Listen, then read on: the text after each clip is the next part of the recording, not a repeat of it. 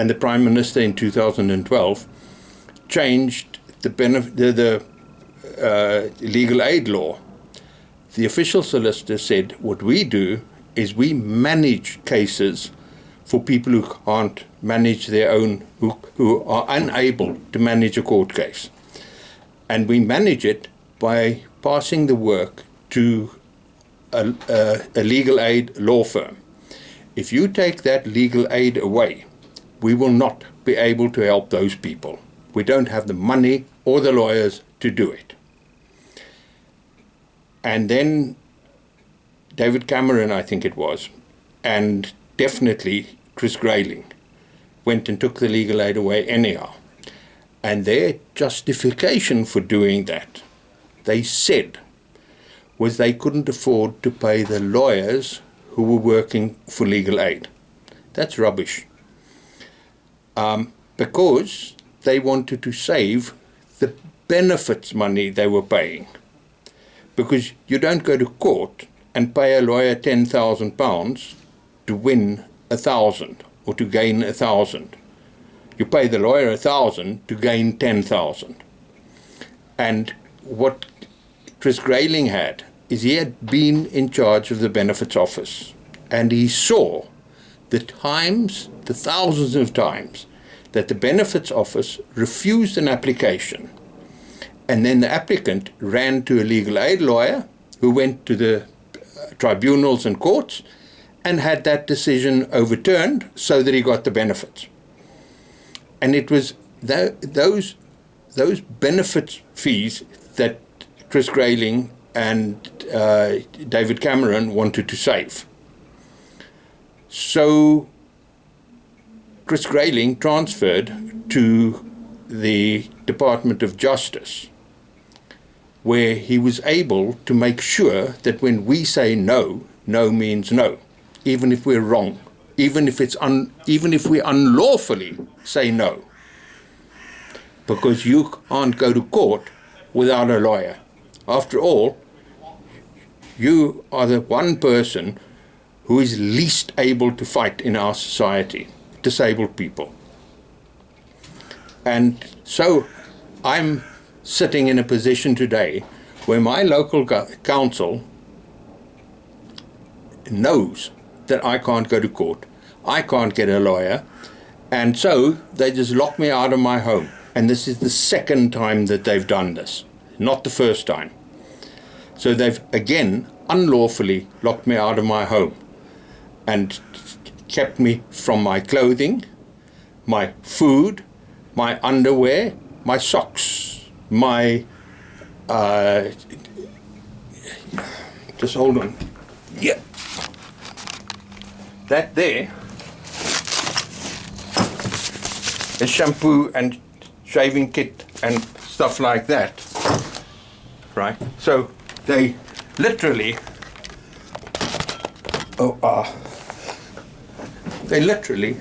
locked me out of where my, what do you call it, toiletries are. And it's wrong, because the council cannot enter into a dispute with me and then decide that the council will by itself decide who's in right and wrong, and the council will by itself decide how much money I owe them, if any, as they say in brackets, and the council will then take ownership, not possession, of my possessions, and the council will then sell this container with all its contents. And I'm asking, and they say that they will, and they have done most of that without going to court. There's no court judgment, there's no bailiff involved here. And I'm asking, just where are you judge, jury, and executioner? The council does not have that power. What they are doing is unlawful. And I really, really need a lawyer to help me make an application to the Office of the Official Solicitor and to find somebody who can help me in court to prevent this happening again and again. Because in addition to this, Oh God, how long can I go on?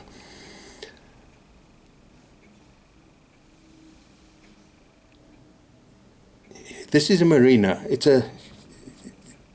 Boats float over here, and poor people live on those boats because they can't afford flats. Very few of them will tell you that. They tell you, oh, it's a lovely life and it's that, and the other. But it's really, really a very, very tiny and uncomfortable bit of home that is subject to mildew and all sorts of things because it's right on the water. And I've been renting a boat for 5 years. And last month, May 2024, I was able for the first time in my life to buy a very, very cheap old boat that was broken. And that boat was a home. It was a dwelling that is subject to council tax, Band A, payable to Southern Council. And when the person who was selling the boat went into the boatyard office with me, the guy behind the desk said, "Are you selling your boat to Francois?" And the seller said, "Yes." And then Mark vehemently and immediately, without even thinking, said, "No, you can't sell to Francois," and leapt up out of his seat on his phone, phoning the harbour master who was at home on his day off. And finally, when the harbour master came back to the harbour, he told somebody else, my landlord, not me, that my landlord and I can sell the dwelling I bought with the mooring rights, but the council will not transfer those mooring rights to me. It can be sold to anybody on the planet, but not to me and not to my landlord. Those are the only exceptions. And I've never had a contract with the council. I don't owe them any money. I've never done anything wrong. And I don't know why they do so many things to hate me. And when I say they hate me, they literally perverted the course of justice, which is a crime, by lying to the police. And the council, not the woman, the council went to the police and said, "Francois," that's me, "assaulted a woman and her dog with a trolley." And the council insisted that the police follow up on this when they took no further action. And the video that they gave to the police, the council gave to the police, shows that I walked past a woman and her dog without stopping, without turning my head to say something, nothing. I just walked straight down along the jetty. And the police declined to prosecute. But so far, they haven't taken any action on the council, because the council, you see, can't break a law. They can do whatever they want, they're never wrong. They didn't pervert the course of justice by lying to the police. I tell you, it goes on, and it's been going on for 4 years. And they're picking on me because I'm different. I'm odd. I have bipolar disorder, and I have autism spectrum disorder, in the old days Asperger's syndrome, and I have attention deficit disorder. Now if you put those three disorders together, you get a whole lot of disorder in my life, and it makes it very difficult for other people to cope with. Me, I'm happy. I like who I am. And there's no way that I want to be anybody else. I had cancer, and I was lying in bed in hospital 20 years ago, and a friend came to visit me, and he said to me, "Wow, what's it like here?" And I said, "Well, the medicine they give you is actually a kind of poison that is designed to kill the cancer. The trouble is, it also kills me. And what they hope is that the cancer dies first, and then they stop poisoning me and treat me for poisoning and bring me back to life again, you know, you understand what I mean. I will not have died yet, but... And in 1 in 20 cases, this fails, and the guy dies anyhow. But if you don't have the treatment, in 20 out of 20 cases, the guy dies. So you do it. And while they feed you poison, you know that you are dying. You feel like you're dying every minute of the day. You puke up everything in your stomach, and then you just carry on puking, and you make stuff inside of your body to puke up. And you get diarrhea, uncontrollable diarrhea, day and night.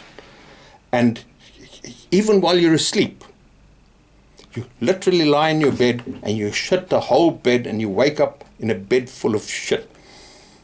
And my friend said to me, "Good heavens, Francois, don't you sometimes wish you were someone else? You know, someone like me?" And I said to him, "No." Without even thinking, I said to him, "No, I don't want your problems. I'm used to my problems. I can cope with the problems in my life. I really don't want your problems. So I don't want to be you or anybody else. I like who I am. I'm happy with me." And he looked at me and he said, "You know, I think you're right." And he put his finger on the knob of it and he said, "I would also rather wake up in a bed full of my own shit." And that's where I am now. I wake up in a bed of the council's shit every day. And I'm asking for a lawyer who can help me to defend myself against a government that we elected that is acting unethically and unlawfully. I have no defense other than the media. So my email address is my surname, which is Grief. I'm Francois Andre Grief, and my email is grief@grief.info, and Grief is spelt with a G for golf, an R for Romeo, an E for echo, another E for echo, an F for foxtrot, and another F for foxtrot. So it's GREEFF@GREEFF.info, short for information. That's it. Nothing else, no more, no less than that. Email me.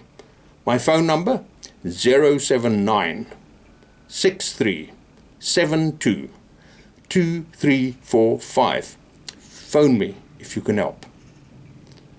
I just don't know what to do anymore. I even wrote 3 separate emails to the Law Society Gazette asking them what it would cost to place the attached advert to find myself a lawyer in the Law Society Gazette. Not one of the 3 people that I emailed answered or replied to the emails. And I'm not alone. There are thousands of disabled people like me who have been denied access to the courts and thus access to justice because Chris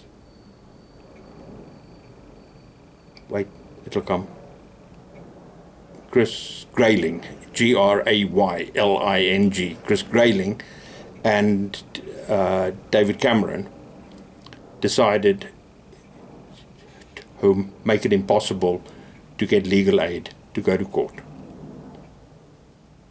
Please help. Bye.